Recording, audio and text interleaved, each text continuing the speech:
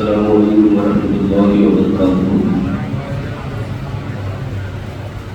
بار بار یاد دلانا پڑے گا آپ محفل میں بیٹھے ہو اور میں نے سلام کیا، سلام کا جواب دینا واجب ہے۔ قرآن کے اندر آیا ہے وَإِذَا حُيِّيتُم بِتَحِيَّةٍ فَحَيُّوا بِأَحْسَنَ مِنْهَا أَوْ رُدُّوهَا، کہ جب تمہیں کوئی سلام پیش کرے، سلام کرے تو اس سے بہترین انداز میں جواب دیا جائے۔ جب بھی کبھی کوئی سلام کرے تو اچھے انداز میں جواب دینا چاہیے، بہترین انداز میں جواب دینا چاہیے۔ اور ساتھ ہی ساتھ ایک بات اور یاد رکھیں کہ جب بھی کوئی سلام کرے تو سلام کا جواب وعلیکم السلام سے ہونا چاہیے۔ اکثر گاڑیوں کے اندر بائک پر ہم بیٹھے رہتے ہیں تو صرف منڈی ہلا لیتے ہیں اور ہم سمجھ جاتے ہیں کہ ہم سے بہتوش ہو گئے۔ ایسا نہیں ہے۔ یاد رہیں کہ اس وقت بھی آپ کو اپنی زبان سے وعلیکم السلام ورحمۃ اللہ وبرکاتہ کہنا ہے۔ میں دوبارہ سلام کرتا ہوں، السلام علیکم ورحمۃ اللہ وبرکاتہ۔ الحمد للہ وحدہ والصلاة والسلام علی من لا نبی بعدہ، اما بعد، اعوذ باللہ من الشیطان الرجیم، بسم اللہ الرحمن الرحیم، وَكُلًّا وَعَدَ اللَّهُ الْحُسْنَى، اللهم نور قلوبنا بالقرآن وزين أخلاقنا بالقرآن وأدخلنا الجنة بالقرآن ونجنا من النار بالقرآن، اللهم رب زدني علما يا فتاح يا فتاح يا فتاح وبك نستعين، صلى الله تعالى على خير خلقه محمد وآله وصحبه أجمعين برحمتك يا أرحم الراحمين، صدق الله العظيم وصدق رسوله النبي الأمين الكريم، ونحن على ذلك لمن الشاهدين والشاكرين والحمد لله رب العالمين۔ بعد توحید کے مطالعوں غوث اعظم کی 40 سالوں بلکہ کچھ عرض معروف سے قبل ہمارا مل کر انیس کے کسرا 4 ساز درد مندہ وقائد و جہاں سرور کون و مقام مالکی کی معاں ہم غریبوں کے غم گسار سید ابرار و اخیار دونوں عالم کے مالک و مختار انیس الغریبین مراد المشتاقین جان عالمین شفیع المذنبین فخر آدم و بنی آدم خلیفۃ اللہ اعظم باعث ایجاد علم منبع جود و سخا صبح کائنات کی شمس الضحیٰ شام کائنات کے بدر الدجا محمد عربی الحفظہ صلی اللہ علیہ وسلم کی بارگاہ میں جس طرح سے میں پڑھاتا ہوں میرے ساتھ مل کر پڑھیے الصلاۃ والسلام علیک یا رسول اللہ، الصلاۃ والسلام علیک یا حبیب اللہ، الصلاۃ والسلام علیک یا نبی اللہ صلی اللہ تعالی علیہ وسلم۔ دارالعلوم اسلامیہ آج انشاءاللہ آپ مختصر انداز میں بندگان پاک کے متعلق اور ساتھ ہی ساتھ انشاءاللہ کوشش رہے گی حضرت امیر معاویہ رضی اللہ تعالی عنہ کی زندگی کے بارے میں بھی مختصر سماعت کریں، کیونکہ اب 2 ہی دن بچے ہیں ہمارے پاس اس کے بعد، اس لیے کل سے انشاءاللہ امام حسین رضی اللہ تعالی عنہ کی تقریر شروع ہوگی۔ یقیناً بندگان پاک کا مرتبہ بڑا بلند و بالا ہے، یوں تو تمام صحابہ کرام رضوان اللہ تعالی مجمعین کا مقام سب سے بلند و بالا ہے۔ کوئی عبادت کی بنیاد پر، کوئی تقوی کی بنیاد پر، کوئی پرہیزگاری کی بنیاد پر، کثرت نوافل کی بنیاد پر یاد رکھنا صحابی نہیں بن سکتا، اور غوث ہو جائے، قطب ہو جائے، ابدال ہو جائے،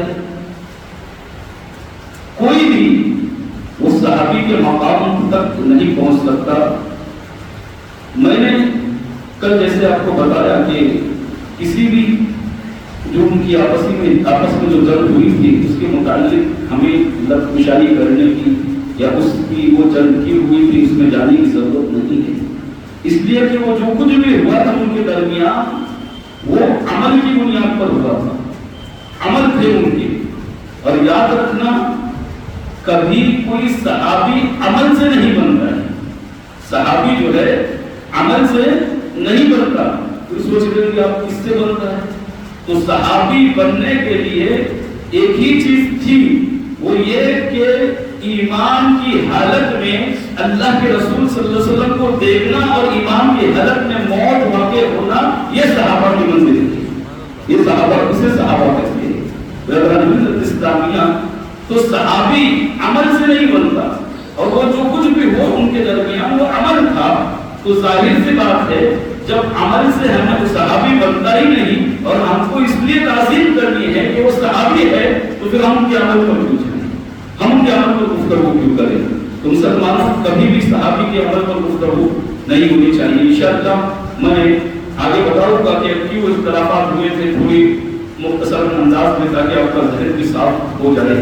اللہ تبارک و تعالیٰ نے اہل بیت کے تعلق سے فرمایا انما یرید اللہ لیذھب عنکم الرجس اہل البیت ویطہرکم تطہیرا، کہ اللہ تبارک و تعالیٰ چاہتا یہی ہے کہ اہل بیت سے ہر ناپاکی کو دور کرے اور انہیں خوب ستھرا کرے، انہیں خوب پاک کرے۔ اب اہل بیت کون ہیں؟ تو مفسرین کے الگ الگ اقوال ہیں کہ اہل بیت کی آیت کریمہ جو ہیں یہ ازواج مطہرات کے تعلق سے آیت نازل ہو رہی ہے اور درمیان میں آیت آئی ہے۔ تو لوگ کہتے ہیں کہ ازواج مطہرات بھی اہل بیت میں سے ہیں، کچھ مفسرین کا یہ کہنا ہے، اور بعض مفسرین کا کہنا ہے کہ نہیں، اہل بیت میں صرف اور صرف حضرت علی کا اللہ کریم، حضرت فاطمہ الزہرا رضی اللہ تعالیٰ عنہا، حسنین کریمین، یہ اہل بیت میں آتے ہیں۔ برادران ملت اسلامیہ، ہم سب کو مانتے ہیں کہ سب اہل بیت میں ہیں، اور جن لوگوں نے ان کو مانا ہے کہ منجتن پاک جو کہتے ہیں ان کی دلیل بڑی مضبوط بھی ہے، اس لیے کہ روایت میں آتا ہے جب یہ آیت کریمہ نازل ہوئی انما یرید اللہ لیذھب عنکم الرجس اہل البیت ویطہرکم تطہیرا والی، تو آقا علیہ السلام فجر کی نماز کے لیے جب بھی اٹھتے اپنے حجرے سے باہر تشریف لاتے تو حضرت فاطمہ الزہرا رضی اللہ تعالیٰ عنہا کے حجرے پر جا کر آواز دیتے کہ اے میری بیٹی نماز کے لیے اٹھو، اے اہل بیت نماز کے لیے اٹھو، اور پھر آیت پڑھتے ہوئے پھر مسجد میں داخل ہوتے تھے۔ تو پتہ یہ چلا کہ اہل بیت سے مراد یہی بدرتن پاک ہے۔ یقیناً ان کی فضیلتیں، ان کا مقام بہت بلند و بالا ہے۔ بعض علماء نے اس میں بھی کہا کہ یہ اہل بیت میں سے ہے، کیونکہ جب یہودیوں نے، نصرانیوں نے، نجران کے نصرانیوں نے جب آقا علیہ السلام کو دعوت دی تھی کہ آپ ہم سے مناظرہ کریے، اور انہوں نے دلیل دی تھی اس بات پر کہ ان کا عقیدہ ہے کہ حضرت عیسیٰ علیہ السلام اللہ کے بیٹے ہیں، ان کا عقیدہ ہے حضرت عیسیٰ علیہ السلام اللہ کے بیٹے ہیں۔ انہوں نے دلیل دی آقا علیہ السلام کے سامنے کہ آپ ان کو اگر اللہ کا بیٹا نہیں مانتے، صرف نبی مانتے ہیں، تو یہ بتاؤ کہ کہیں بغیر باپ کے بیٹا پیدا ہوتا ہے؟ عیسیٰ علیہ السلام بغیر باپ کے پیدا ہوتے، کہاں بغیر باپ کے بیٹا پیدا ہوتا؟ ان کا مطلب کہنے کا مقصد یہ تھا کہ جناب عیسیٰ علیہ السلام اللہ کے بیٹے ہیں، اس لیے ان کا کوئی باپ نہیں، معاذ اللہ ثم معاذ اللہ۔ ہمارا عقیدہ یہ ہے کہ اللہ کا کوئی بیٹا نہیں ہے، لم یلد ولم یولد۔ لہذا آقا علیہ السلام نے بڑی مضبوط دلیل دی ان کے سامنے، بڑی مضبوط دلیل، ایسی دلیل کہ وہ لوگ لاجواب ہو گئے۔ دلیل یہ تھی کہ تم یہ کہتے ہو کہ جناب عیسیٰ علیہ السلام بغیر باپ کے پیدا ہوئے اس لیے اللہ کے بیٹے ہیں، پھر حضرت آدم علیہ السلام کے بارے میں کیا خیال ہے تمہارا جو بغیر ماں اور بغیر باپ کے پیدا ہوئے؟ اتنا سننا تھا کہ وہ لوگ لاجواب ہو گئے، اور انہوں نے آقا علیہ السلام پر آیت کریمہ نازل ہوئی فمن حاجک فیہ من بعد ما جاءک من العلم فقل تعالوا ندعو ابناءنا وابناءکم ونساءنا ونساءکم وانفسنا وانفسکم ثم نبتهل فنجعل لعنة الله على الكاذبين۔ اللہ کے رسول تاجدار صلی اللہ علیہ وسلم پر آیت نازل ہوئی کہ وہ لوگ جو ان کے پاس حق کا علم آنے کے باوجود بھی وہ آپ سے بلاؤ میں اپنے بیٹوں کو بلاتا ہوں, تم تمہاری عورتوں کو بلاؤ میں اپنی عورتوں کو بلاتا ہوں, تم خود آؤ اور میں خود آتا ہوں, تم منت کہل پھر ہم جو ہے مناظرہ نہیں مباہلہ کریں گے.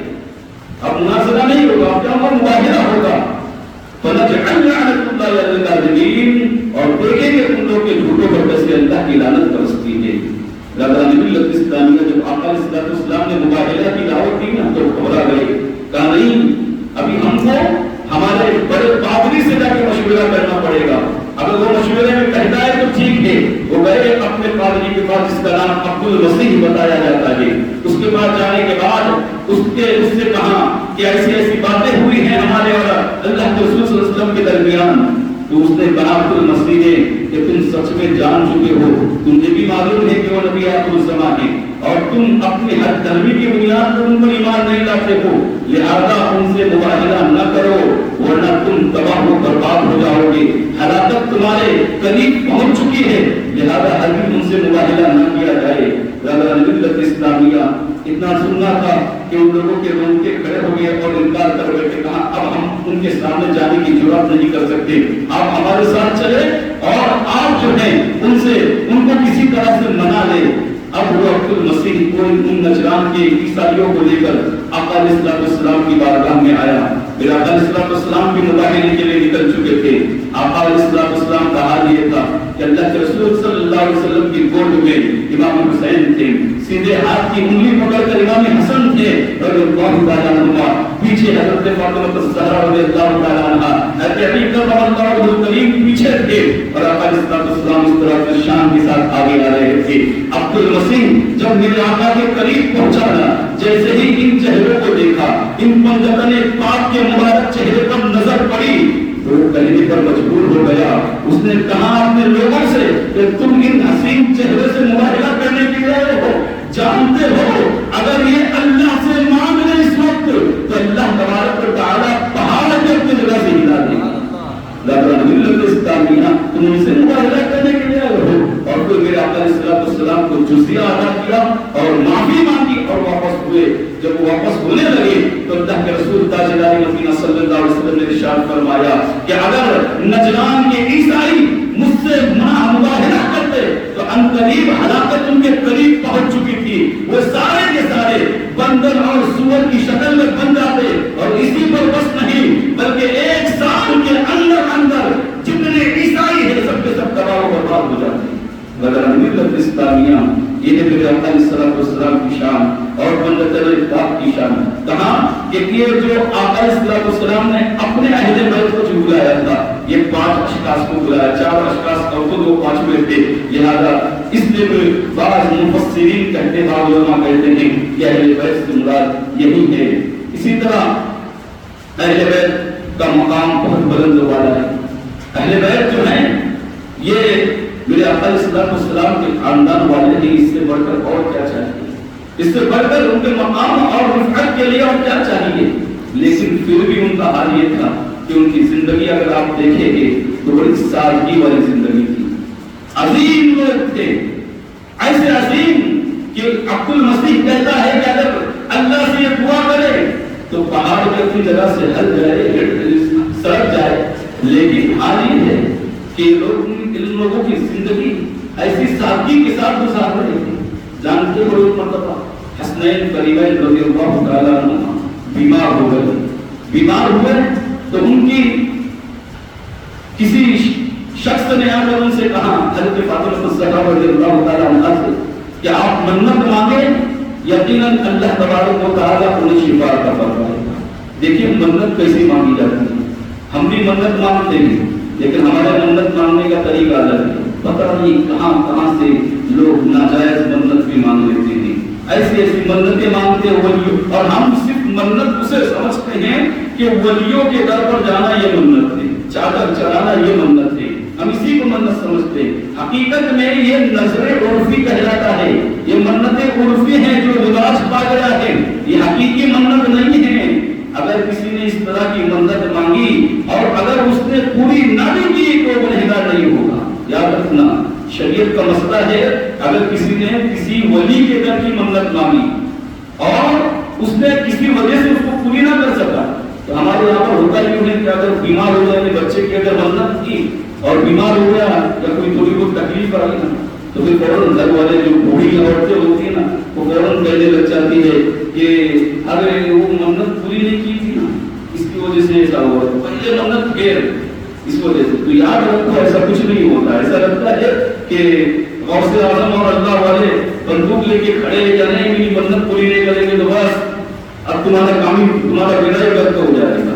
تو ایسا نہیں ہے. یاد رکھنا اللہ والے بڑے نرم دل ہوتے ہیں اور ان کو کیا ضرورت ہے سب چیزوں کی ہماری. ہم کریں تو ہم اپنے فائدے کے لیے کرتے ہیں. تو یہ تو نظریں عرفی ہوتا ہے جو ولیوں کے متعلق جو مانگی جاتی ہے پوری کرے تو اچھی بات ہے اور نہ پوری ہو تو کوئی حد نہیں ہے. ہاں منت شرعی اسے کہتے ہیں جس کا تعلق اللہ سے ہے اور یہ اسی منت مانگنا ہے.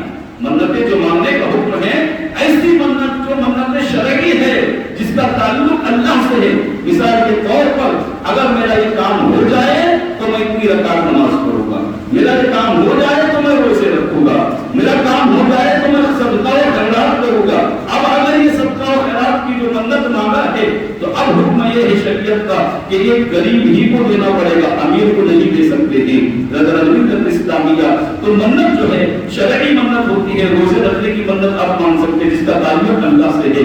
حضرت علی کرم اللہ وجہ کریم نے منت مانگی کہ میرے بیٹے اگر اچھے ہو جائے, میرے بیٹے اگر ٹھیک ہو جائے تو میں 3 روزے رکھوں گا.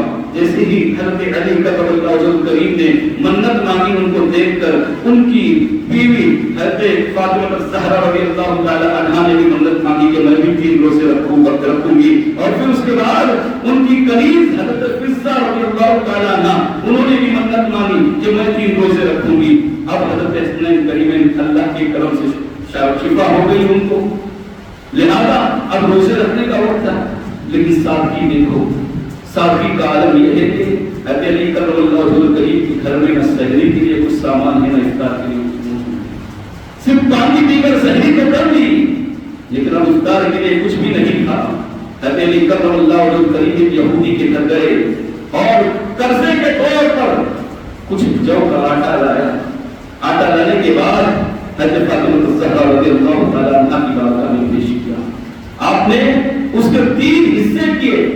3 حصے کرنے کے بعد ایک حصہ آج کے لیے افطار کے لیے, ایک حصہ کل کے افطار کے لیے کیونکہ 3 روزے رکھنے تھے, اور تیسرا حصہ پرسوں کے افطار کے لیے. اللہ اکبر. جب رات شام کا وقت ہوا روٹی بنائی گئی, روٹی بنائی, روٹی تیار ہوئی, روٹی تیار ہونی ہی تھی. ابھی افطار کا وقت ہو گیا تھا, اذان کا وقت قریب تھا. سارے لوگ افطار کے لیے بیٹھے تھے اور روٹی پر افطار کرنے والے تھے. مسلمانوں ہم نے کبھی روٹی پر افطار نہیں کی, شاید ہم کو پھل فروٹ چاہیے, اچھے اچھے پکوان چاہیے, اور اس کے باوجود کچھ لوگ ایسے ہیں جو روزے ہی نہیں رکھتے اور افطار تو ضرور کرتے ہیں, افطار کے لیے تو پہنچ جاتے ہیں. ملت اسلامیہ آج وہ موضوع نہیں ہے میرا, لیکن سوچو کہ ان کو اللہ تبارک و تعالی نے اتنی طاقت دی تھی, اس کے باوجود بھی وہ اپنے لیے جو زندگی پسند کر رہے تھے وہ ایسی سادگی والی زندگی پسند کر رہے تھے. کیا ہوا؟ افطار کا وقت ہوا, روٹی سامنے موجود ہے, ابھی افطار کرنے ہی جا رہے تھے کہ دروازے پر ایک سائل آیا. اس نے آواز دی کہ میں یتیم ہوں, لہذا میں مسکین ہوں. کون ہے جو اس مسکین کو کھانا کھلائے گا؟ اللہ اکبر. تینوں نے اپنے اپنے حصے کی روٹیاں اٹھائی اور اس سائل کو دے دی, اس مسکین کو دے دی. رضا ملت اسلامیہ اور صرف پانی پر افطار کیا. پانی پر روزہ رکھا تھا, پانی پر افطار کیا. پھر دوسرے دن پھر پانی پر روزہ رکھا اور پھر دن بھر بھوکے پیاسے رہے. پھر جب افطار کا وقت آیا تو پھر جو دوسرے دن کے لیے آٹا نکالا تھا اس کی روٹی تیار کی گئی. جیسے ہی ابھی افطار کے لیے بیٹھے تھے پھر ایک سائل آیا, دروازے پر آواز دینے لگا کہ میں یتیم ہوں, کون ہے جو اس یتیم کو کھانا کھلائے گا؟ تو دوسرے دن بھی اہل بیت اعظام نے اپنا سارا کھانا جو ہے اٹھا کر اس یتیم کے حوالے کر دیا. اسی پر بس نہیں بلکہ جب تیسرے دن بھی افطار کے لیے بیٹھے تو حال یہ ہوا, ایک اسیر دروازے پر آواز لگانے لگا. اس نے کہا میں اسیر ہوں, کون ہے جو اس اسیر کو کھانا کھلائے گا؟ تیسرے دن بھی وہ سارا اناج اٹھا کر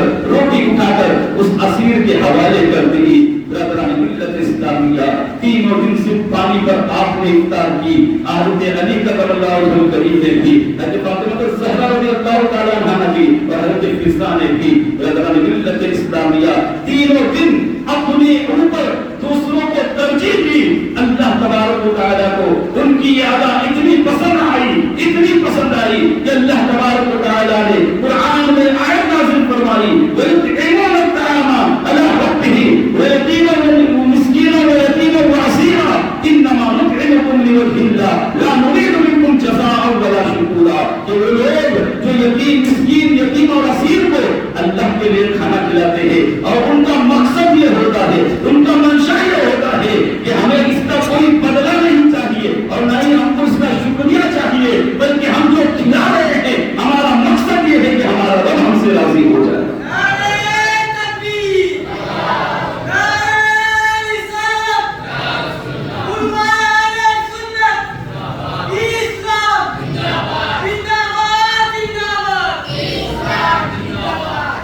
ملت اسلامیہ, اسی لیے کسی شاعر نے کہا تھا, خود تو بھوکے رہے اوروں کو کھلا دیتے ہیں, خود تو بھوکے رہے اوروں کو کھلا دیتے ہیں, ایسے ہوتے ہیں محمد کے کرانے والے.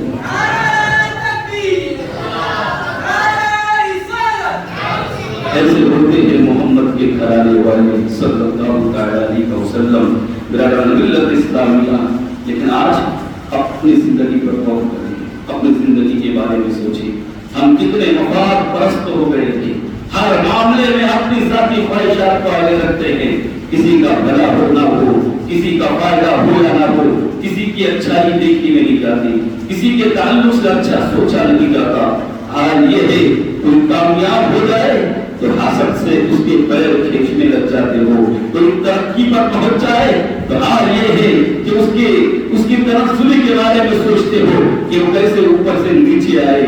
برادران ملت اسلامیہ, یہ مومن کی خوبی نہیں ہونی چاہیے. یہ مومن کا ایمان اس بات کا تقاضا نہیں کرتا ہے کہ مومن کا ایمان تو یہ چاہتا ہے کہ جب بھی تمہارا ساتھی آگے بڑھے تم اسے اور آگے بڑھانے کی کوشش کرو, تم اس کی خوشی پر خوش ہو جاؤ, اس کی خوشی پر راضی ہو جاؤ. اور حال ہمارا یہ ہے کہ ہم کسی کی مدد بھی کرتے ہیں نا, تو ہماری مدد کا عالم یہ ہے, مدد کا طریقہ یہ ہے کہ ہم ضرور مدد کرتے ہیں لیکن سامنے والے کو شرمندہ بھی کرتے ہیں, سامنے والے کو احساس بھی دلاتے ہیں, سامنے والے کو کبھی کام بھی لگاتے ہیں. اور ہم اس لیے کرتے ہیں کہ ہم اس لیے نہیں کہ اللہ راضی ہو جائے, بلکہ وہ کبھی نہ کبھی وہ ہمارا شکریہ ادا کرے. لیکن اہل بیت کے تعلق سے میں نے نہیں, انہوں نے نہیں, بلکہ اللہ نے کہا ہے کہ یہ اس لیے دیتے ہیں کہ نہ ان کو بدلہ چاہیے نہ شکریہ چاہیے, بلکہ انہوں نے عطا کیا ہے اس لیے کہ اللہ راضی ہو جائے.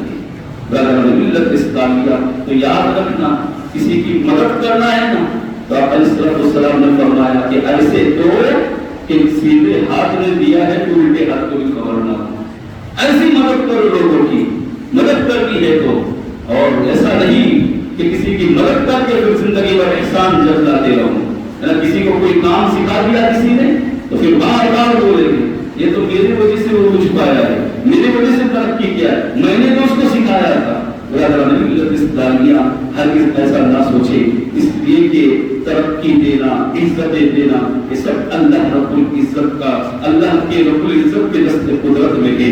اللہ جسے چاہتا ہے وَتُعِزُّ مَن تَشَاءُ وَتُذِلُّ مَن تَشَاءُ, وہ جسے چاہتا ہے عزتوں سے نوازتا ہے اور جسے چاہتا ہے ذلیل و خوار کرتا ہے. برادران ملت اسلامیہ, تو میں عرض کر رہا تھا اہل بیت اطہار, ان کی فضیلتیں بہت زیادہ ہے اور خصوصیت کے ساتھ اس میں حضرت فاطمہ الزہرا رضی اللہ تعالی عنہا کیوں نہ ان کی فضیلت ہو.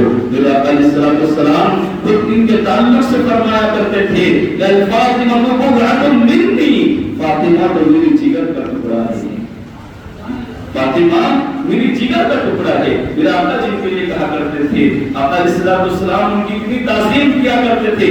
آج آپ اور ہم اگر کہیں پر چلے جائے اور کوئی دنیاوی عہدیدار ہماری تعظیم کے لیے کھڑا ہو جائے, ہماری تعظیم کے لیے اٹھ کر کھڑا ہو جائے, تو ہم اپنے آپ کو کتنا بڑا سمجھیں گے, کتنا بڑا محسوس کریں گے کہ تم کتنے ہی بڑے ہو جاؤ. زیادہ سے زیادہ یہ ہو سکتا ہے کہ کوئی کلیکٹر تمہاری تعظیم کے لیے کھڑا ہوگا, کوئی ڈاکٹر تمہاری تعظیم کے لیے کھڑے ہوگا, لیکن قربان جاؤ حضرت فاطمہ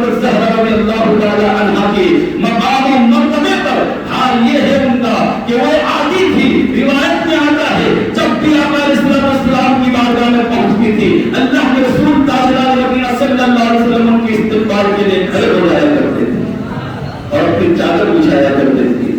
ملت اسلامیہ پوری کائنات جن کے لیے کھڑی ہوتی ہے, جن کی تعظیم میں میرا علیہ السلام کے نا معراج کی شب کیا ہوا, جب آقا گئے تو اللہ تبارک و تعالیٰ نے پوری دنیا کو رکا دیا, جو جہاں پر تھا وہیں پر وہ رہتا گیا.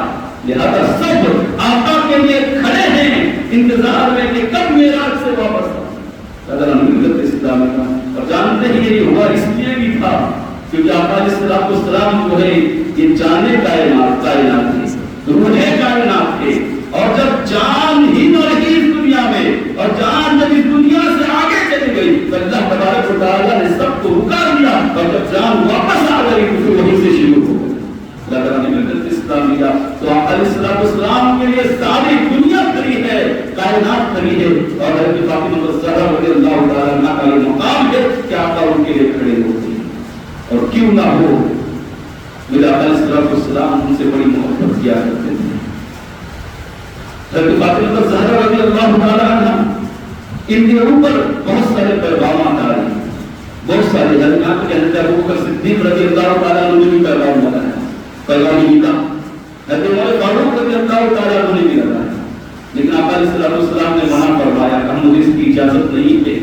پھر حضرت ابوبکر صدیق رضی اللہ تعالیٰ عنہ نے اور عمر فاروق رضی اللہ تعالیٰ عنہ نے حضرت علی کرم اللہ وجہہ الکریم سے کہا کہ تم جاؤ, یقیناً اللہ کے رسول صلی اللہ علیہ وسلم تمہیں اپنی بیٹی ضرور دے گی. اب مشورہ ہو گیا, حضرت علی کرم اللہ وجہہ الکریم کو کہا کہ جاؤ. حضرت علی کرم اللہ وجہہ الکریم نکلے, میرے آقا علیہ السلام کی بارگاہ میں پہنچے. ابھی خاموش بیٹھے ہیں, بولنے کی ہمت نہیں ہوتی. کیسے کہہ سکتے ہیں آقا سے, کیسے عرض کر سکتے ہیں اتنی بڑی بات, خاموش بیٹھے رہے. لیکن وہ آقا جو مدینہ میں رہ کے مکہ میں رہ کر مدینے میں رہ کر مکے کی اور ساری دنیا کی خبر رکھتے تھے, وہ علی کے دل حال سے کیسے بے خبر ہو سکتے ہیں. آقا علیہ السلام نے پوچھا, ہے علی دل میں کوئی خواہش لائے ہو تو کہہ دو, دل میں اگر کوئی خواہش ہے تو کہہ دو. تو کہا ہاں یا رسول اللہ صلی اللہ علیہ وسلم, میرے دل میں خواہش ہے. اور پھر حضرت علی کرم اللہ وجہہ الکریم نے عرض کیا, یا رسول اللہ صلی اللہ علیہ وسلم, صحابہ کرام کا منشا یہ ہے کہ حضرت فاطمہ الزہرا رضی اللہ تعالیٰ عنہا کو میرے نکاح میں کیا جائے. کہا اے علی, کچھ دن پہلے حضرت جبرائیل میرے پاس آئے تھے اور انہوں نے مجھ سے کہا تھا کہ اے اللہ کے رسول صلی اللہ علیہ وسلم, اللہ تبارک و تعالیٰ نے حضرت فاطمہ کے لیے نکاح کے لیے حضرت علی کو انتخاب کر لیا ہے.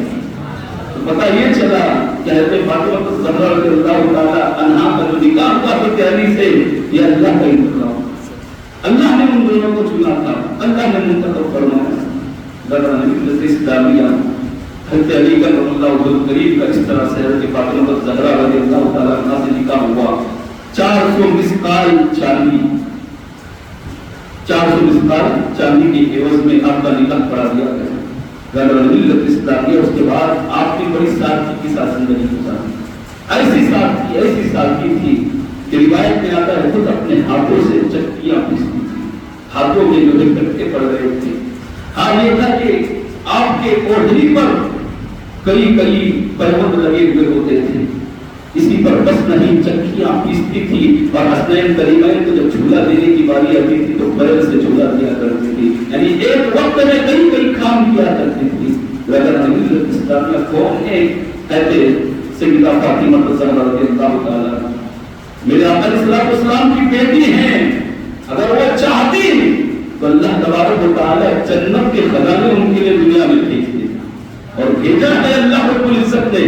لیکن بتانا یہ تھا کہ میں نبی کی بیٹی ہو کر میری سادگی ایسی ہے, لہذا مجھے ماننے والیوں اور مجھے ماننے والوں تمہاری زندگی میں بھی کتنی سادگی ہونی چاہیے. حضرت فاطمہ الزہرا رضی اللہ تعالیٰ عنہا کو ایک مرتبہ دعوت دی گئی, یہودیوں نے دعوت کی, یہودی عورتوں نے اس مقصد سے دعوت کی تھی کہ آپ کے کپڑے جو ہوتے تھے اس پر پیوند لگے ہوتے تھے, ہم ان کا مذاق اڑائیں گے, ہم ان کا تمسخر کریں گے. لہذا ان کو اس لیے دعوت دی کہ آج ان کے فطر کا مذاق اڑایا جائے گا, آج ان کی غریبی کا مذاق اڑایا جائے گا. ہم اچھے لباس پہن کر آئیں گے اور وہ سادے سے لباس میں آئیں گی تو انہیں شرمندگی محسوس ہوگی. ملت اسلامیہ میرے آقا علیہ الصلوۃ والسلام سے اجازت طلب کی حضرت فاطمہ الزہرا رضی اللہ تعالیٰ عنہا. آقا علیہ الصلوۃ والسلام نے اجازت دی. ابھی یہودیوں اور یہودن عورتوں کی یہ سازش حضرت جبرائیل علیہ السلام کو پتہ چل گئی. اللہ تبارک و تعالیٰ نے حضرت جبرائیل سے کہا جبرائیل جاؤ اور جنت سے ایک جوڑا لو, جنت سے ایک لباس لو اور اسے آقا علیہ السلام کی بارگاہ میں پیش کرو اور ان سے کہو کہ یہ جوڑا اللہ تبارک و تعالیٰ نے حضرت فاطمہ الزہرا رضی اللہ تعالیٰ عنہا کو عطا فرمایا. ملت اسلامیہ حضرت جبرائیل وہ جوڑا جنتی لے کر آئے. اب میرے آقا علیہ السلام نے فرمایا بیٹی جب تم یہودیوں کی شادی میں جاؤ گی, یہودی کی شادی میں, تو یہ جوڑا پہن کر جانا. اللہ اکبر. مسلمانوں آج یہی چیز ہمارے قوم کے درمیان بھی آئی ہے. ایک دوسرے کا مذاق اڑانا, تمسخر کرنا, کسی کی غریبی پر مذاق اڑانا, کسی کے عیب پر مذاق اڑانا, کسی کے اگر کچھ اور ہے اس پر مذاق اڑانا. ہر طریقے اگر آپ کو اللہ تبارک و تعالیٰ نے صحیح سلامت پیدا کیا ہے اور آپ صحیح سلامت ہو ابھی تک, تو دعا کرو اللہ تا حیات ہمارے جسم کی نشوونما کو صحیح سلامت رکھے. ورنہ پیسے والوں کو, مالدار سے مالدار لوگوں کے کام کرتے ہوئے دیر نہیں لگتی, آپ نے دیکھا ہوگا. مالدار سے مالدار لوگوں کے حالات خراب ہوتے ہوئے دیر نہیں لگتی, آپ نے دیکھا ہوگا.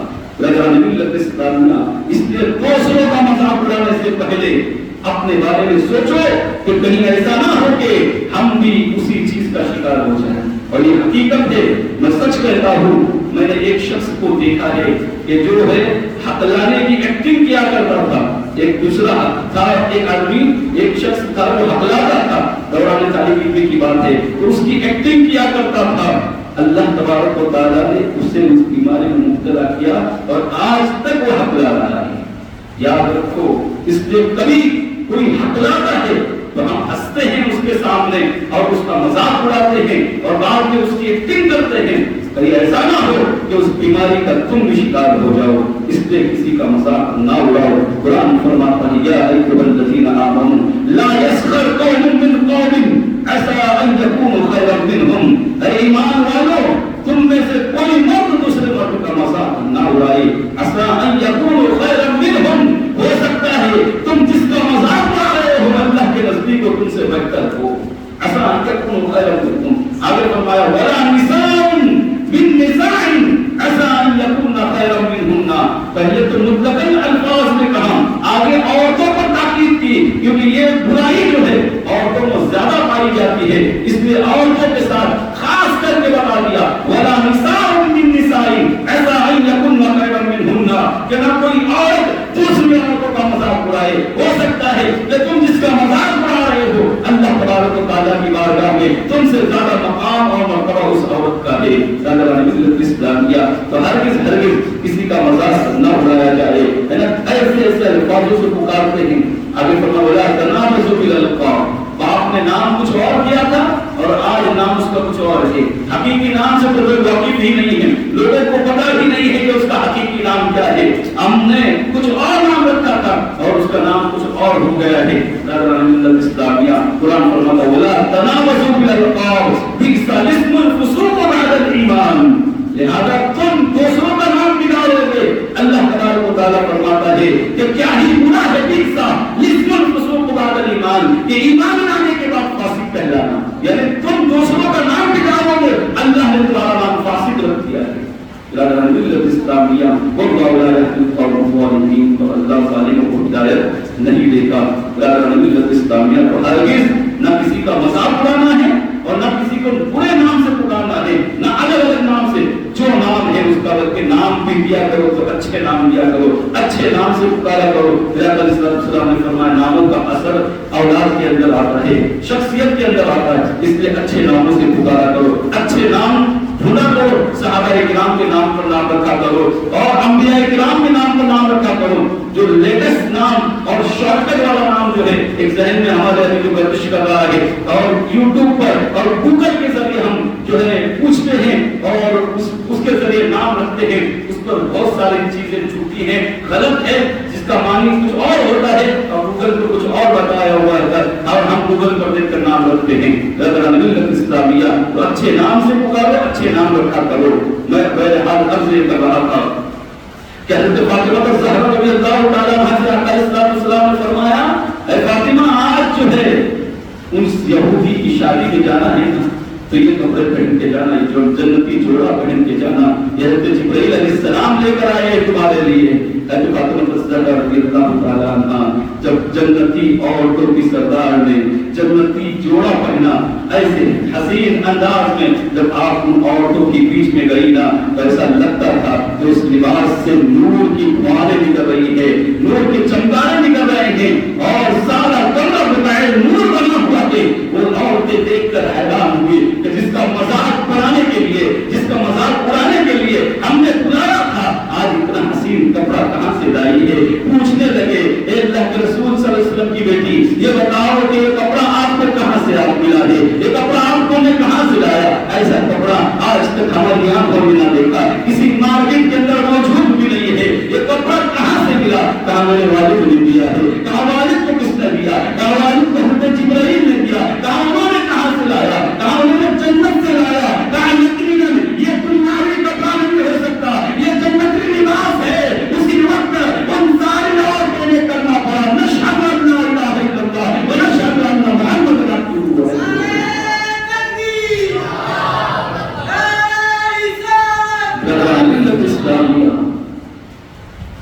یہ حضرت فاطمہ الزہرا رضی اللہ تعالیٰ عنہ کا مقام ہے کہ اللہ تبارک و تعالیٰ چاہے تو انہیں جنتی جوڑا عطا فرمائے، لیکن اس کے باوجود بھی سادگی کے ساتھ اپنی زندگی گزار رہے ہیں، سادگی کے ساتھ زندگی گزار رہے ہیں۔ مسلمانوں سادگی پسند کرو، سادگی کے ساتھ اپنی زندگی گزارو۔ سادگی سے رہنا اس کے اندر کم اخراجات ہوتے ہیں، اور اگر اللہ نے عطا کیا ہے تو ٹھیک ہے، لیکن ایسا نہیں کہ عطا نہیں ہے اور پھر اس کے بعد حال یہ ہے کہ اس سے مانگتے پھرو، اس سے مانگتے پھرو اور شان دکھاؤ اپنی۔ نہیں، شان دکھانا نہیں، اس لیے نہیں ہے کہ قرضہ لے کر شان دکھاؤ، نہیں۔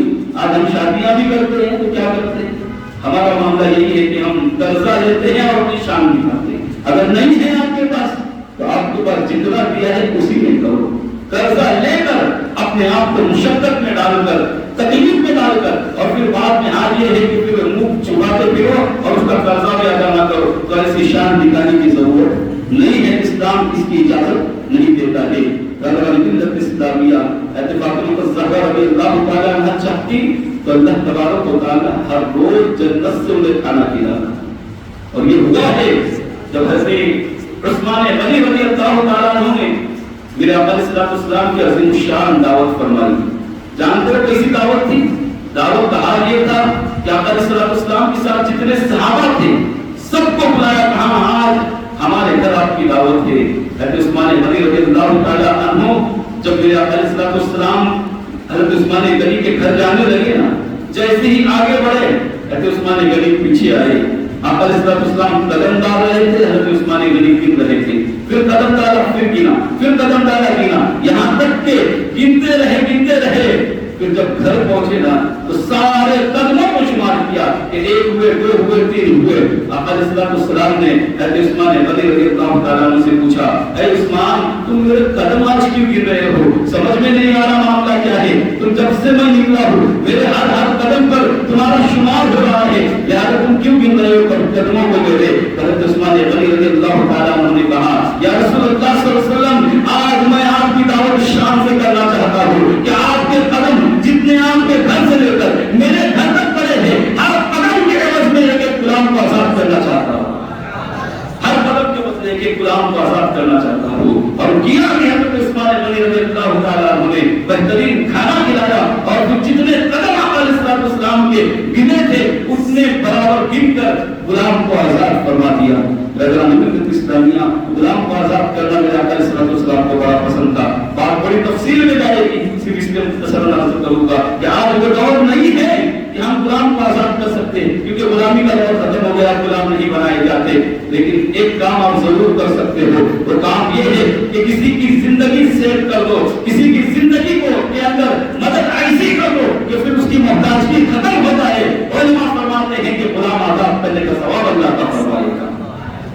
کسی کی محتاجگی ختم کر دو، مدد کرتے ہیں اسلام کا ایک مقولہ ہے کہ کسی کی مدد کرنی ہے نا تمہیں تو اس کو مچھلی پکڑنا سکھاؤ، مچھلی مت دو، مچھلی دو گے وہ کھا کر ختم کرے گا، پھر دو گے پھر کھا کر ختم کرے گا۔ تو کسی کی مدد کرنی ہے تو ایسی مدد کرو کہ اسے مچھلی نہ دو بلکہ مچھلی پکڑنے والا بنا دو۔ جب اس کو مچھلی پکڑنے والا بنا دو گے تو پھر وہ خود مچھلی پکڑے گا، جب چاہے گا جب کھائے گا۔ تو کیا پتا چلا، مدد ایسی کرو کہ صرف ایک وقت مدد کی بس ختم، ایسا نہیں، بلکہ ایسی مدد کرو کہ اس کی زندگی کی محتاجگی دور ہو جائے، وہ خود کمانے لگ جائے، ایسی مدد کرو۔ اللہ نے ملت اسلام کیا۔ بہرحال عرض یہ کر رہا تھا کہ حضرت عثمان غنی رضی اللہ تعالیٰ عنہ کی جب دعوت ہوئی نا، دعوت کے بعد حضرت عثمان حضرت علی کرم اللہ وجہہ کے گھر پہ آئی، بڑے آج چہرہ جو ہے یہ مایوسی اختیار کیا ہوا تھا۔ حضرت فاطمہ الزہرا رضی اللہ تعالیٰ عنہ نے پوچھا کہ اے میرے شوہر نامدار، آج آپ کا چہرے پر اداسی چھائی ہوئی ہے، وجہ کیا ہے؟ حضرت فاطمہ الزہرا رضی اللہ تعالیٰ عنہ سے کہا کہ آج عثمان غنی میرے بھائی نے بڑی عظیم دعوت کی، بڑی عظیم شان دعوت کی، ایسی دعوت کی کہ آج آقا علیہ السلام کے ہاتھ قدم کے بدلے کے غلام کو آزاد کر دیا، ایسے عظیم شان دعوت کی۔ آپ کاش کہ میرے پاس بھی دولت ہوتی، کاش کہ میرے پاس بھی سرمایہ ہوتا تو میں کیسی عظیم دعوت کرتا۔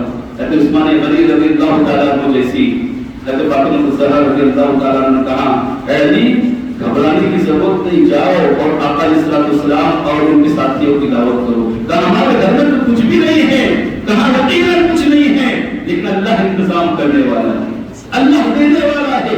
حضرت کرم اللہ وجہ الکریم گئے اور آقا علیہ السلام کی دعوت کی، آپ کے اصحاب کی دعوت کی۔ حضرت فاطمہ الزہرا رضی اللہ تعالیٰ عنہ کے گھر پہ جب آقا علیہ السلام تشریف لائے تو جانتے ہو گھر میں کچھ بھی نہیں تھا، دو رکعت نماز ادا کی، چولہے پر ہنڈی چلائی اور پھر دعا کرنے لگی، یا اللہ دعوت دینا میرا کام تھا، کھانے کا انتظام کرنا تیرا کام ہے، یا اللہ جنت کا کھانا عطا فرما جس سے آج میں میزبانی کر سکوں، مہمان نوازی کر سکوں۔ اللہ اکبر۔ اور پھر جب جو دیگ چڑھائی تھی، جو برتن چڑھایا تھا چولہے کے اوپر، اس کا ڈھکن کھولا گیا تو کیا دیکھتے اس کے اندر کھانا موجود تھا۔ اللہ نے ملت اسلامیہ حضرت فاطمہ الزہرا رضی اللہ تعالیٰ عنہ نے جلدی جلدی کھانا دیا، صحابہ کرام کھانا تناول فرما رہے تھے۔ آقا علیہ السلام فرماتے ہیں میرے صحابہ جانتے ہو یہ کھانا جو آج کھا رہے ہو تم یہ کہاں سے آیا ہے؟ کہا یا رسول اللہ نہیں معلوم لیکن بڑا لذیذ ہے، ایسا لذت دار کھانا اس سے پہلے کبھی نہیں کھایا، بڑا لذیذ ہے۔ تو میرے آقا نے فرمایا کہ اللہ تبارک و تعالیٰ نے تمہارے لیے جنت سے بھیجا ہے۔ برادران ملت اسلامیہ حضرت فاطمہ الزہرا رضی اللہ تعالیٰ عنہ نے ان کو کھانا دیا اور پھر جب ڈھکن ہٹا کر دیکھا سب پیٹ بھر کر کھائے، لیکن جب پھر برتن کا ڈھکن ہٹایا تو کیا دیکھتے ہیں کہ کھانے کے اندر کوئی کمی باقی نہیں، جتنا پہلے آپ ٹکڑا موجود تھے۔ اسی پر بس نہیں، پھر آپ جب کھانا تناول فرمایا تو آقا علیہ السلام بیٹھے ہوئے تشریف فرما تھے، حضرت فاطمہ الزہرا رضی اللہ تعالیٰ عنہ پھر سجدے میں گئی، رب سے رو رو کر دعا کرنے لگی، اللہ حضرت عثمان غنی رضی اللہ تعالیٰ عنہ نے عظیم الشان دعوت کی ہے اور آقا علیہ السلام کو یہ پسند ہے کہ غلام آزاد کر دیے جائے، اس لیے ہر قدم کے عوض میں ایک غلام آزاد کیا، لیکن میرے پاس اتنی دولت نہیں ہے، میں غلام آزاد نہیں کر سکتی، لیکن اللہ میں چاہتی ہوں کہ محبوب کو ایک چیز اور پسند ہے، محبوب ایک چیز اور چاہتے ہیں اور وہ یہ چاہتے ہیں کہ امت جہنم سے آزاد ہو جائے، امت کے گناہ معاف ہو جائے۔ تو میں چاہتی ہوں اللہ میرے آقا کے جتنے قدم ان کے گھر سے میرے گھر تک پڑے ہیں، ہر قدم کے بدلے اللہ ایک جہنمی کو جہنم سے آزاد فرما دے۔ اللہ کی رحمت کو جوش آیا، اللہ تبارک و تعالیٰ نے حضرت جبرائیل کو بھیجا اور کہا محبوب سے جا کر کہہ دو حضرت فاطمہ الزہرا رضی اللہ تعالیٰ عنہ کی دعا کو ہم نے قبول کیا ہے اور ہر قدم کے بدلے ایک کو ایک جہنمی کو نہیں بلکہ 1000 جہنمی کو جہنم سے آزاد کروا دیا ہے۔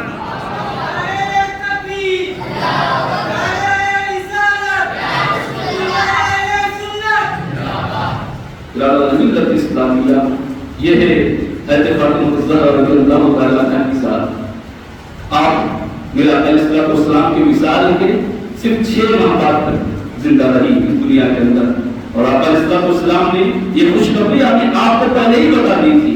जब आप बीमार थे तो आपको बुलाया हज़रत फातिमा ज़हरा रज़ियल्लाहु ताला अन्हा को। हज़रत आयशा सिद्दीक़ा रज़ियल्लाहु ताला अन्हा इस हदीस की रावी फरमाती हैं कि मेरे आका अलैहिस्सलाम अल्लाह के रसूल सल्लल्लाहु अलैहि वसल्लम ने कुछ कान में कहा तो हज़रत फातिमा ज़हरा रज़ियल्लाहु ताला अन्हा रोने लगी। फिर थोड़ी देर के बाद फिर कुछ कान में कहा तो आप हंसने लगी।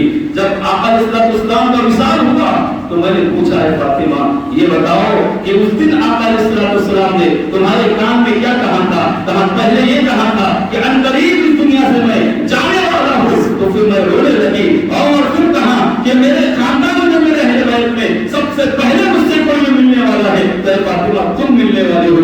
इसलिए फिर कहने लगी कि मैं हंसने लगी। बिरादरान मिल्लत इस्लामिया फिर आका अलैहिस्सलाम की विसाल के सिर्फ 6 माह बाद आपका इंतकाल हुआ। आप इस दुनिया से इंतकाल कर गई, पर्दा कर गई। बिरादरान मिल्लत इस्लामिया जानते हो जब आप बीमार हुई और आपको यकीन हो गया कि अब इस दुनिया में मैं नहीं रहूंगी तो हज़रत अली कर्रमल्लाहु वजहहु करीम को बुलाया। बुलाने के बाद हज़रत अली कर्रमल्लाहु वजहहु करीम से कहा कि ए अली सुनो अपने बेटों का ख्याल रखना, अगर कुछ इनसे गलती हो जाए तो उनको मारना नहीं। मेरे इंतकाल के बाद शोर शराबा ना करना बल्कि मुझे एक रात के वक्त मेरे जनाजे को उठाना और रात के वक्त मुझे दफन करना। वजह यह है कि मैं नहीं चाहती कि मेरी जिंदगी में किसी ने मेरी चादर को भी देखा हो तो रात में मेरे इंतकाल के बाद अगर दिन में जनाजा निकाला जाएगा तो हो सकता है किसी की नजर चादर पर पड़े। तो मेरी जिंदगी में कभी मेरे कपड़े पर किसी की निगाह नहीं पड़ी है तो मेरे इंतकाल के बाद तो मेरे कफन पर किसी की निगाह नहीं पड़नी चाहिए। इसलिए मेरा जनाजा रात की तारीकी में दफनाना। इस तरह से बहुत सारी वसीयत की।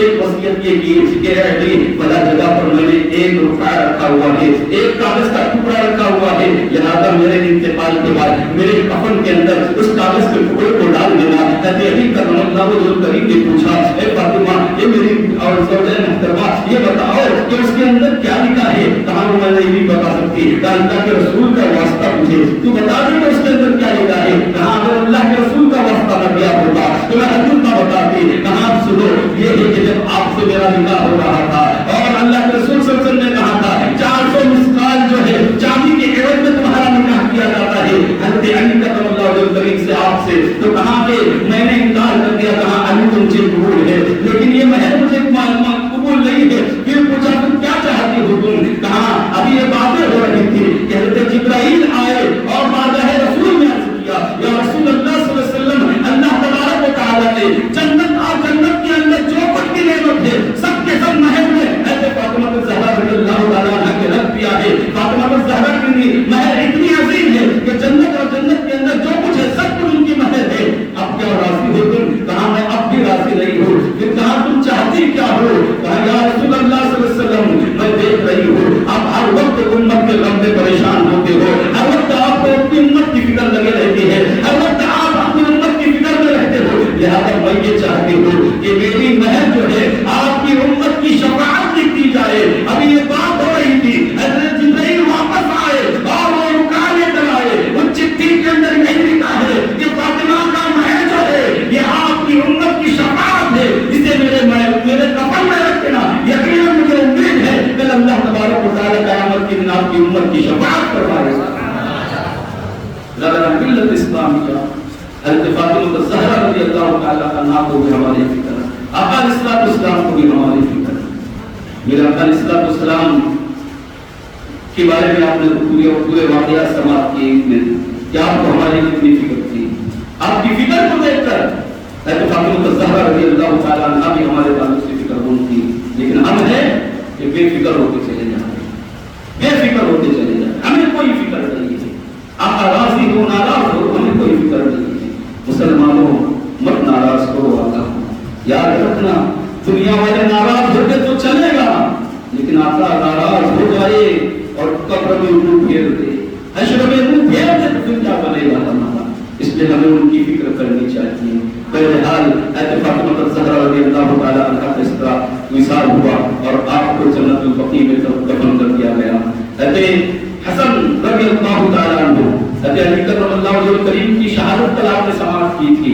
हज़रत अली कर्रमल्लाहु वजहहु करीम की शहादत के बाद हज़रत इमाम हसन रज़ियल्लाहु ताला अन्हु खलीफा हुए और जैसे ही अपने खिलाफत का ऐलान किया रिवायत में आता है 40,000 लोगों ने उसी वक्त आपके हाथों पर बैठक की।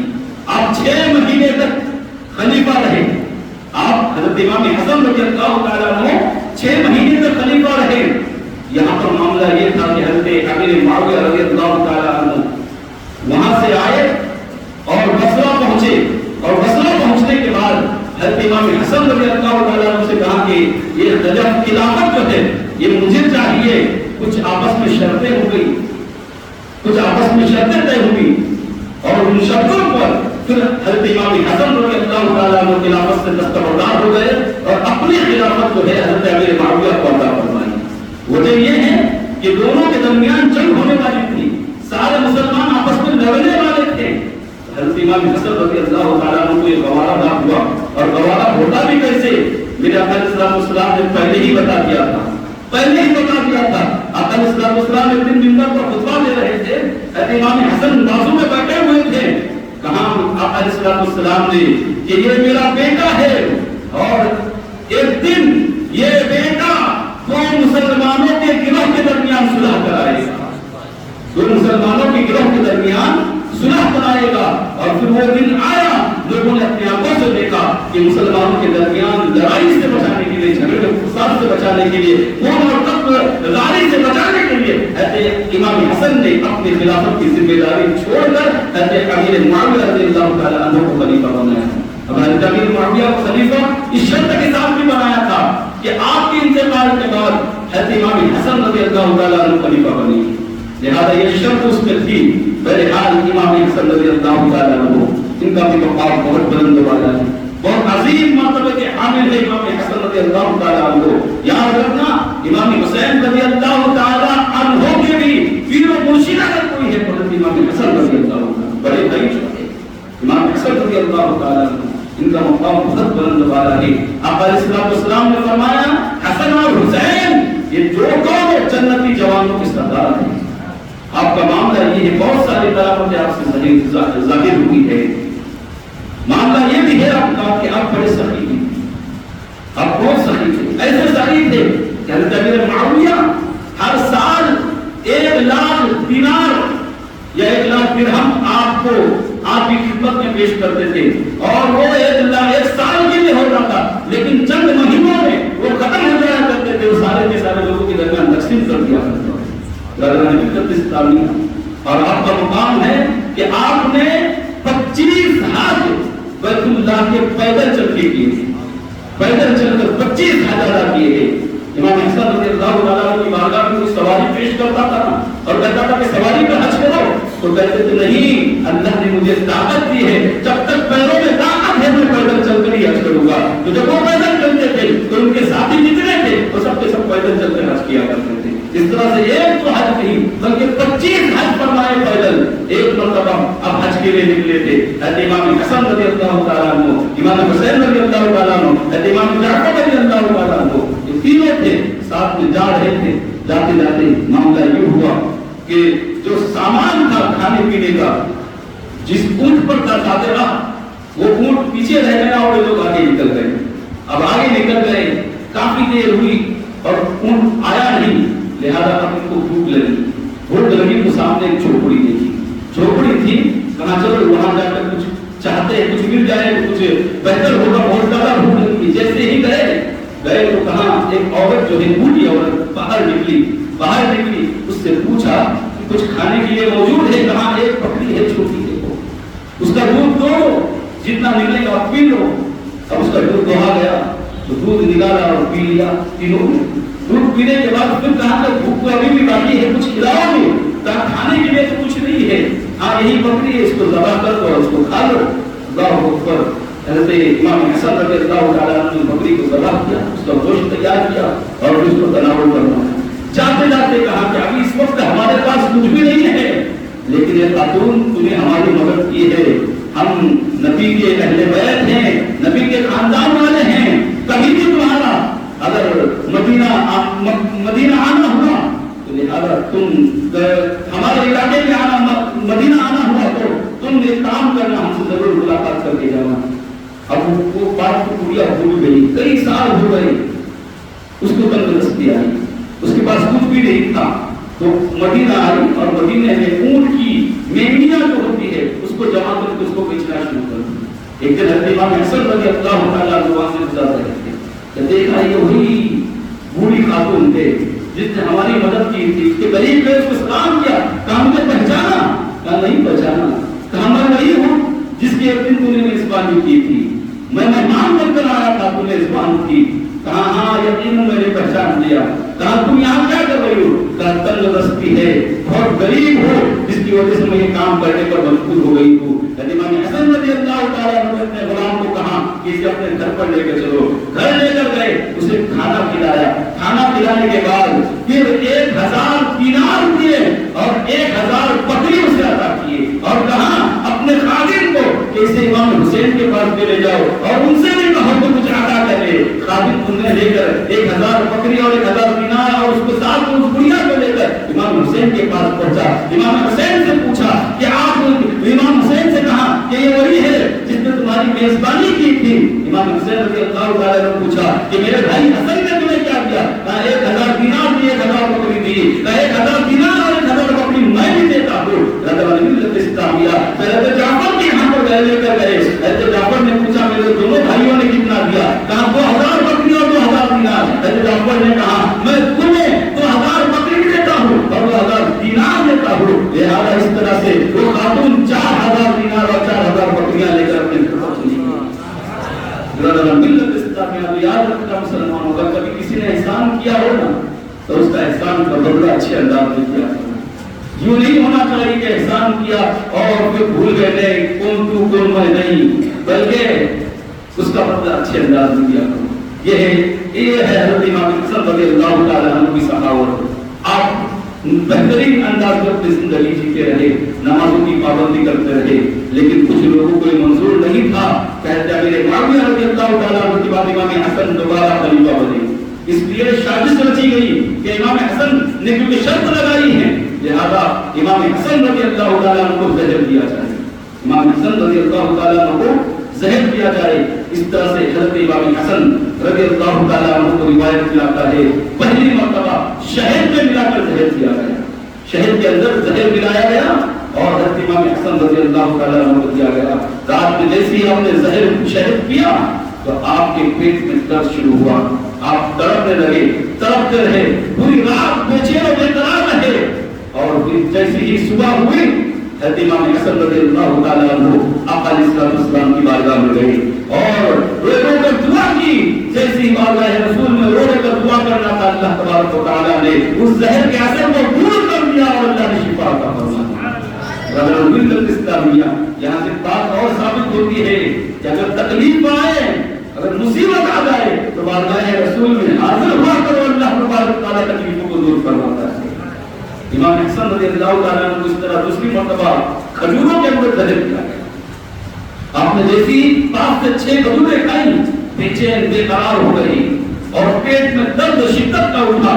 آپ اسی عالم میں، اسی حالت میں اٹھ کر اپنے بھائی حضرت امام حسین رضی اللہ تعالیٰ عنہ کے پاس پہنچے اور پوری رات ان کے گھر میں قیام کیا، بے چینی کی رات گزاری۔ پھر صبح ہوئی، پھر بارگاہ رسول صلی اللہ علیہ وسلم پہنچے، دعا کی، اللہ تبارک و تعالیٰ نے زہر کے اثر کو دور کر دیا۔ روایت میں آتا 5 مرتبہ ایسا ہوا، آپ کو زہر دیا گیا، اب بارگاہ رسول میں پہنچ کے اللہ شفا عطا فرماتا۔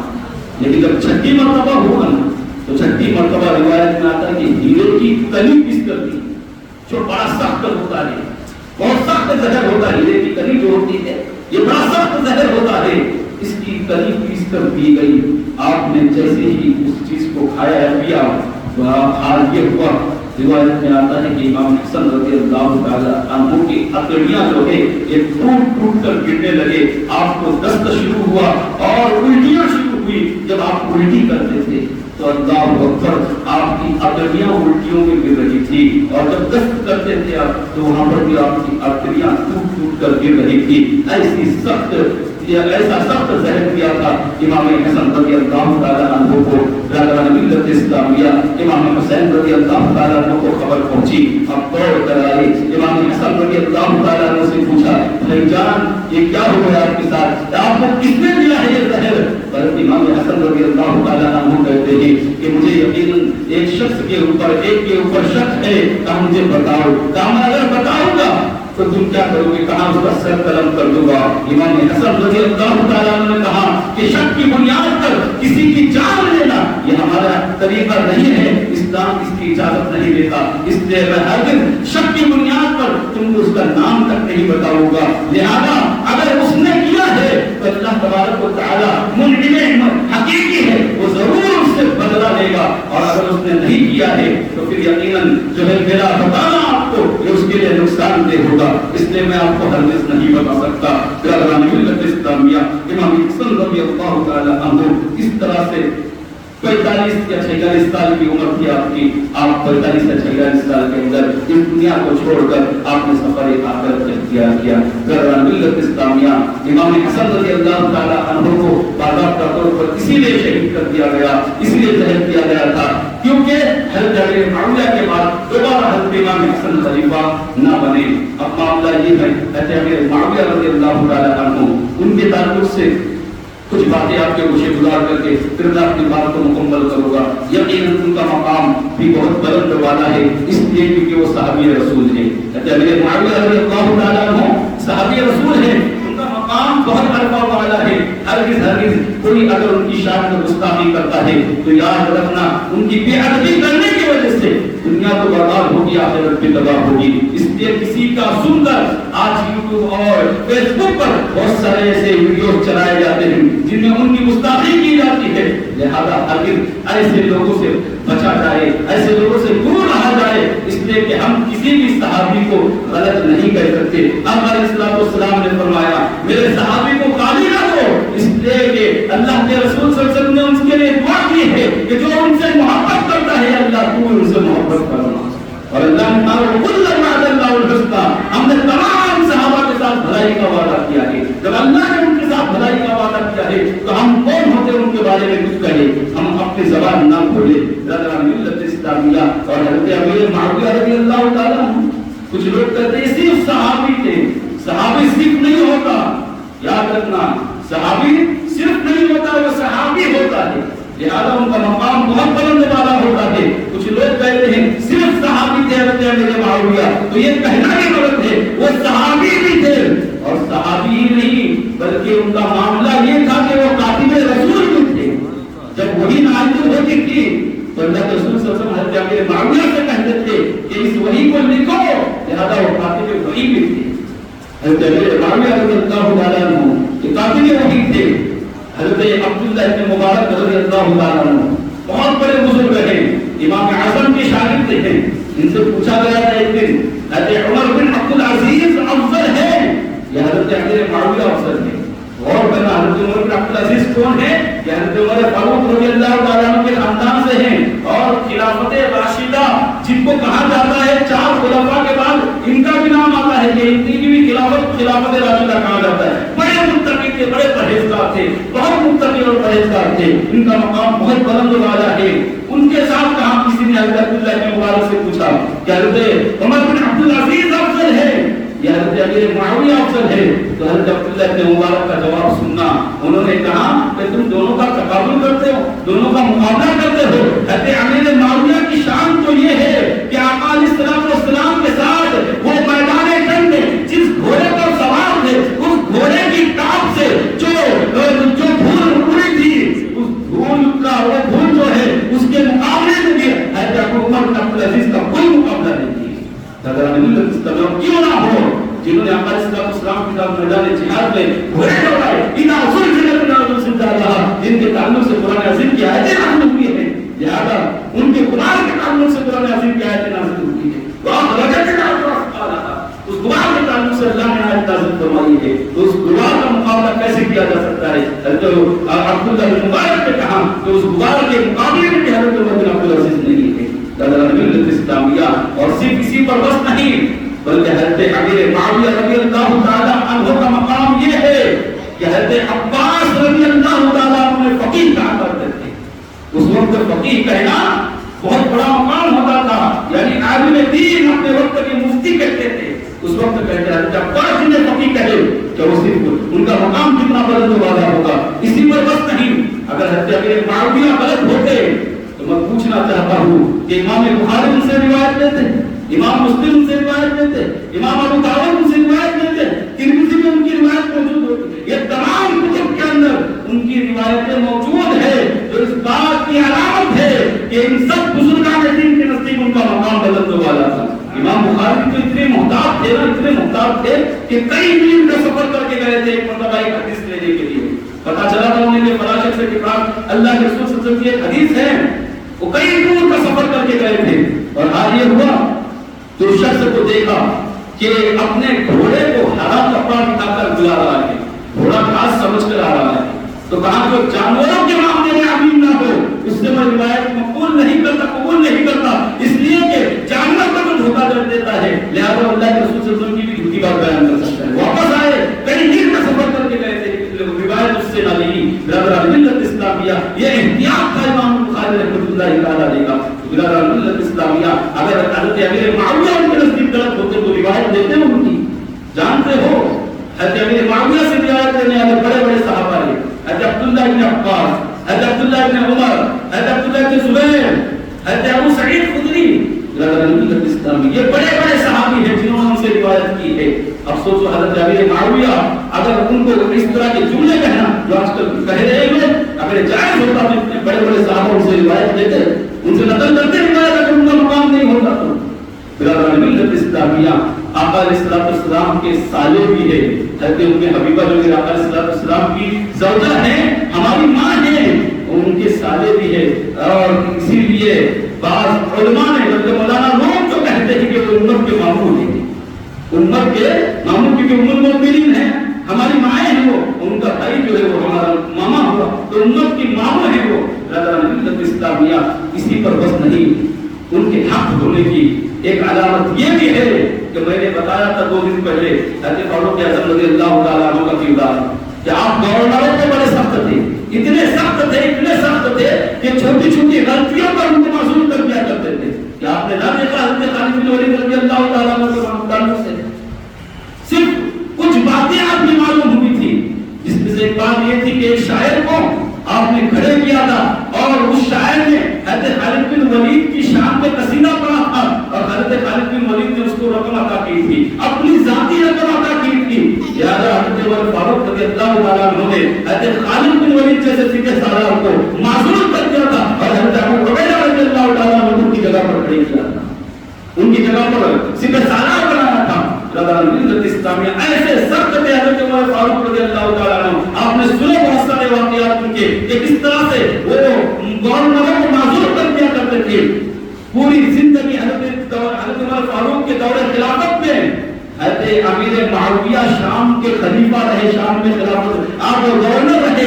اگر حضرت امیر معاویہ غلطی کرتے تو میں پوچھنا چاہتا ہوں حضرت عمر فاروق رضی اللہ تعالیٰ عنہ کے ہمیں معذور نہیں کرتے. حضرت عمر فاروق کے زمانے میں حضرت امیر معاویہ کا شام میں گورنر بننا اس بات کی علامت ہے کہ وہ کبار صحابہ میں ہیں، ان کا مقام بہت بلند والا ہے.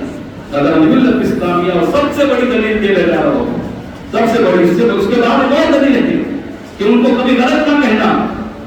دلیل یہ ہے کہ اگر وہ غلط ہوتے، سن لو، اگر وہ غلط ہوتے تو جس طرح امام حسین نے یزید کے ہاتھ پر بیعت نہیں کی، امام حسن کے ہاتھ پر بیعت کبھی نہیں کرتے. امام حسن نے بیعت کی تو اس بات کی علامت ہے کہ وہ غلط نہیں تھے.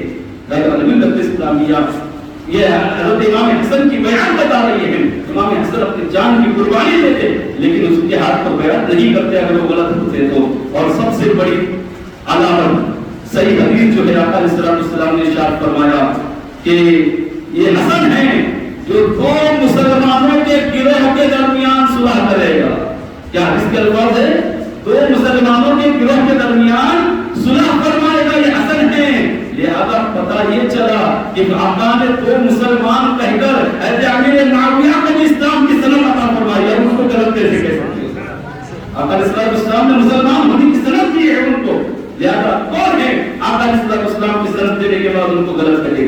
بہرحال ہر کس مسلمانوں حضرت امیر معاویہ رضی اللہ تعالیٰ عنہ کی شان میں بیعت بھی نہ کرے، ان کی گستاخی نہ کرے، ان کا مقام بہت بلند والا ہے. یہاں تک کہ ایک واقعہ ان کا سنا کر پھر آپ کا مثال پھر سنا ہوگا. یہاں تک کا ان کا مقام تھا کہ آپ صاحب کرامت بزرگ تھے. ایک مرتبہ ہوا یوں، واقعہ بڑا مشہور ہے، مولانا روم نے لکھا ہے اس واقعے کو تنظیم نظم کے اندر حضرت امیر معاویہ رضی اللہ تعالیٰ عنہ فجر کی نماز کے لیے ایک دن دیر سے اٹھے، تھوڑی سی تاخیر ہوئی، ابھی اٹھے ہی نہیں تھے کہ ایک شخص آیا اور حضرت امیر معاویہ کو اٹھانے لگ گیا۔ حضرت امیر معاویہ کو ایک شخص آیا اور اٹھانے لگا، حضرت امیر معاویہ اٹھ گئے، اٹھے تو وہ پردے کے عورت میں چھپنے کی کوشش کرنے لگا۔ حضرت امیر معاویہ نے اس کو پکڑا، پوچھا تو کون ہے، مجھے کیوں اٹھایا؟ تو نے کہا فجر کی نماز وقت ختم ہونے کے قریب جلدی چاہیے اور فجر کی نماز ادا کیجیے۔ حضرت امیر معاویہ نے کہا ٹھیک ہے، بہت اچھی بات ہے، تو اندر آیا کیسے اور تم نے مجھے اٹھایا کیوں؟ تو کون ہے، اپنا پتا تو بتا تو صحیح کہ تو کون ہے؟ تو اس نے کہا میں ابلیس ہوں۔ اس نے کہا میں ابلیس ہوں، شیطان ہوں۔ کہا شیطان ہو تو ایسے کام کرتا ہے؟ مجھے یقین نہیں، شیطان بھی اچھے کام کرتا ہے۔ تو ابلیس کہنے لگا مجھے تو یوں ہی بدنام کر دیا ہے لوگوں نے، میں اچھے کام بھی کر لیتا ہوں کبھی کبھی۔ کہا نہیں، تو اچھے کام کر ہی نہیں سکتا، مجھے یقین ہے کہ تم مردوں کے باغا ہوا ہے، ضرور اس کے اندر کچھ نہ کچھ راز ہوگا، وہ راز بتا دے، جب تک راز بتائے گا میں تجھے جانے نہیں دوں گا، جب تک راز نہیں بتائے گا تجھے جانے نہیں دوں گا۔ اب وہ پھنس گیا شیطان، دیکھو صاحب کرامت جو کہا نا شیطان کو پکڑ لیا تھا، اسے جانے نہیں دے رہے تھے، اس سے بڑھ کر طاقت کیا ہوگی؟ شیطان جا نہیں پا رہا تھا، کہا اسی وقت جانے دوں گا تجھے جب تک کہ تو صحیح بات نہیں بتائے گا، راز نہیں بتائے گا۔ تو شیطان نے جو جملے کہے تھے سنو، کہا کہ اس سے پہلے ایک مرتبہ ہوا تھا کہ آپ کی نماز قضا ہو گئی تھی اور میں نے آپ کو نہیں اٹھایا تھا، اس کے بعد جب آپ مسجد گئے تھے، مسجد جانے کے بعد آپ زاروں قطار ہوئے تھے، آپ اتنا ہوئے تھے، اتنا ہوئے تھے، اللہ سے ایسی معافی مانگی تھی، ایسی معافی مانگی تھی کہ اللہ تبارک و تعالیٰ نے 2 رکعت کے بدلے 200 رکعت کا ثواب عطا فرمایا تھا۔ میں نہیں چاہتا ہوں کہ تم دوبارہ 200 رکعت کا ثواب عطا کریں۔ اللہ ملت اسلامیہ، اب ذرا سوچو کہ حضرت امیر معاویہ رضی اللہ تعالیٰ عنہ ایک فجر قضا ہوئی ان کی تو وہ زاروں قطار ہوئے اور نہ جانے کتنی فجر قضا کی انہوں نے۔ روز سننے کے باوجود بھی ہمارے دل نہیں چاہتے، روز نمازوں کی فضیلت سننے کے بعد، اس کے قتال چھوڑنے پر وعیدیں سننے کے بعد اگر ہم نماز کو نہیں آتے ہیں اور ہم کو احساس تک نہیں ہو رہا ہے کہ ہم گناہ کر رہے ہیں، ہم کو احساس تک نہیں ہو رہا ہے کہ ہم جرم کر رہے ہیں، مسلمانوں نمازوں کی پابندی کرو۔ حضرت امیر معاویہ رضی اللہ تعالیٰ عنہ گئے اور فوراً فجر کی نماز ادا کروائی۔ حضرت امیر معاویہ رضی اللہ تعالیٰ عنہ آخری عمر میں آپ کو لقوا کا مرض ہو گیا، لقوا کی بیماری ہوئی تھی۔ آپ اس وقت اکثر کہا کرتے تھے کاش نتوا گاؤں میں رہتا، وہیں پر پیدا ہوا تھا، وہیں پر مر جاتا، ان شبیروں میں نہ پڑتا۔ اکثر آپ کی زبان پر یہ جملے ہوا کرتے تھے۔ پھر آپ نے ایک دن یزید کو بلایا اور یزید نے پوچھا کہ آپ کے بعد خلیفہ کون بنے گا؟ حضرت امیر معاویہ رضی اللہ تعالیٰ عنہ نے کہا یزید میرے بعد جو ہے خلافت تو تجھے ہی ملے گی، لیکن یاد رکھنا میں کچھ نصیحت کرتا ہوں، خلافت تو ہے تو لے لینا، لیکن کچھ نصیحتیں یاد رکھنا۔ کتاب کے اندر اس کا تذکرہ ملتا ہے، کہا کہ پہلی بات یہ کہ خلافت ہماری نہیں ہے، خلافت علی اور ان کے بیٹوں کی ہے۔ اگر امام حسین کبھی خلافت طلب کر لے تو پھر ان کو ضرور عطا کرنا، اور اگر وہ طلب نہ کرے تو ان کے ساتھ اچھائی کے ساتھ پیش آنا، بعد میں تم کھانا، پہلے انہیں کھلانا، پہلے ان کا خیال رکھنا۔ یہ حضرت امیر معاویہ رضی اللہ تعالیٰ عنہ نے اپنے بیٹے کو سب سمجھایا تھا۔ لہذا ملت اسلامیہ کچھ لوگ یہ کہتے ہیں کہ حضرت امیر معاویہ نے یزید اگر اتنا بدکار تھا تو پھر اس کو خلیفہ کیوں بنایا؟ تو سن لو اس کا بھی جواب۔ اکثر باپ کو اپنے بیٹوں کے بارے میں نہیں معلوم ہوتا ہے، اور بیٹا جو ہے یہ ہر ایک کو اپنی باتیں بتا دیتا ہے، لیکن باپ سے چھپانے کی کوشش کرتا ہے۔ یا آپ نے اپنی زندگی میں تجربہ کیا ہوگا، ایک شخص کی بات ہے، میرے سامنے کی بات ہے کہ میرے سامنے اپنے بچے کی اتنی تعریف کرتا تھا، اور میرا تعلق تو نوجوان بچوں سے ہوتا ہے، آپ جانتے ہیں، مجھے بہت اچھے سے جانتے ہیں، میں نوجوانوں سے تعلق کرتا ہوں اور مجھے سب کے راز معلوم رہتے ہیں کیونکہ مجھے اصلاح کرنی ہوتی ہے، سب کے بارے میں معلوم رہتا ہے مجھے کہ کون کس غلط روش پر جا رہا ہے۔ میں کوشش یہ کرتا ہوں کہ اس کو آگے نہیں بلا کر اس کی اصلاح کروں۔ لہذا جب میں سچ کہتا ہوں باپ تعریفوں کے خود معاملات تھا، لیکن بیٹا بالکل بھی ویسا نہیں تھا، دکھانے کے لیے تو تھا ویسا، لیکن وہ جتنی باتیں اس نے کہا تھا کہ میرا بیٹا کبھی آج تک تھیٹر میں نہیں گیا، لیکن جانتے ہو میں سمجھتا ہوں کہ شاید ہی کوئی مہینہ ہوتا تھا اس کو تو تھیٹر میں نہیں جاتا۔ تو عرض کرنا مقصود یہ ہے کہ باپ اکثر بے خبر ہوتا ہے، اس لیے یاد رکھو مسلمانوں، آپ اپنے بچوں کی خبر گیری کرنا چاہتے ہو نا، تو جو دوست آپ کے بچے ہیں، بچوں کے جو دوست ہیں، ان سے تعلق قائم کیا کرو اور ان کی رپورٹیں نکالا کرو. یہ آپ کی ذمہ داری، میں غلط نہیں کہہ رہا ہوں، یہ آپ کی ذمہ داری ہے. پوچھو ان سے اور لوگوں کے درمیان لوگوں سے اپنے بچوں کے بارے میں معلومات نکالو تو آپ کو پتا چلے گا کہ اکثر کے باپ کے بیٹے جو سگریٹ پیتے ہوئے نظر آئے.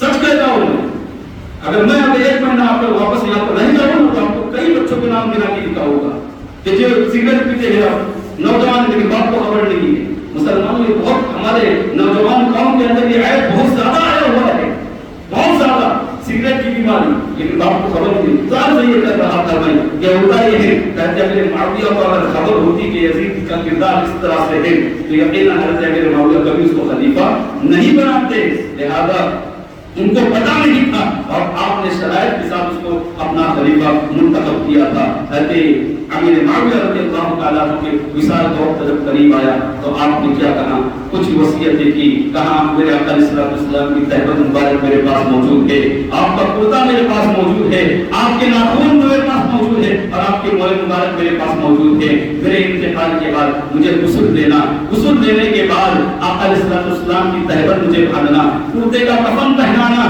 اور پیشانی کے اوپر ناخن مبارک اور موئے مبارک رکھنا، اس طرح سے مجھے دفن کر دینا. مجھے یقین ہے کہ اللہ تبارک و تعالیٰ ان تبرکات کے سب کے لیے بخشش کروائے گا. ملت اسلامیہ یہ ہے میرے معاویہ رضی اللہ تعالیٰ عنہ کا عقیدہ. اور پھر آپ بھی اس دنیا سے خیر آباد، دنیا کو خیر آباد کر کے اپنے مالک کی حقیقی سے جا ملے. وما علینا الا البلاغ. السلام علیکم ورحمۃ اللہ وبرکاتہ.